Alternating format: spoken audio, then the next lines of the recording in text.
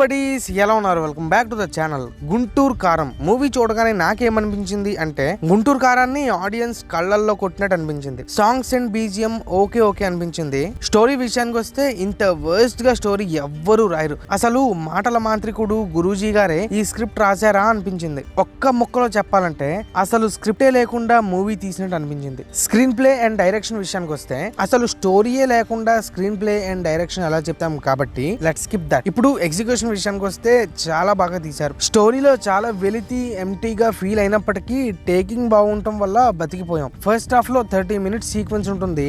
ఆ సీక్వెన్స్ చూసి 250 crores బొమ్మ బ్లాక్ బస్టర్ అనుకున్నాం, కానీ తర్వాత అర్థమైంది డిజాస్టర్ అని. పర్ఫార్మెన్సెస్ విషయానికి వస్తే బాబు అంటే బాబు వన్ మ్యాన్ షో అనే చెప్పాలి. శ్రీలీల సురకత్తి లాంటి ఫిగర్. ఈ మాట ఎందుకన్నాను అన్నది మీరు మూవీ చూసాకే అర్థమవుతుంది. వెన్నెల కిషోర్ కామెడీ బాగా వర్కౌట్ అయింది. రమ్యకృష్ణ గారి క్యారెక్టర్ ఓకే అనిపించింది.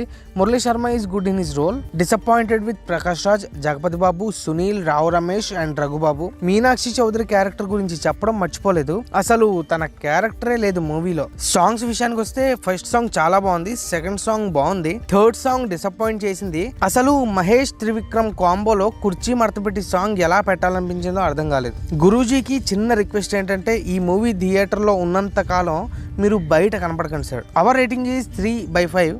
ఈ 3 stars కూడా ఓన్లీ మహేష్ బాబు కోసమే ఇవ్వడం జరిగింది. చాలా బాగా చేశారు. కొన్ని సీన్స్ లో సూపర్ స్టార్ కృష్ణని స్క్రీన్ పైన చూసినట్టు అనిపించింది.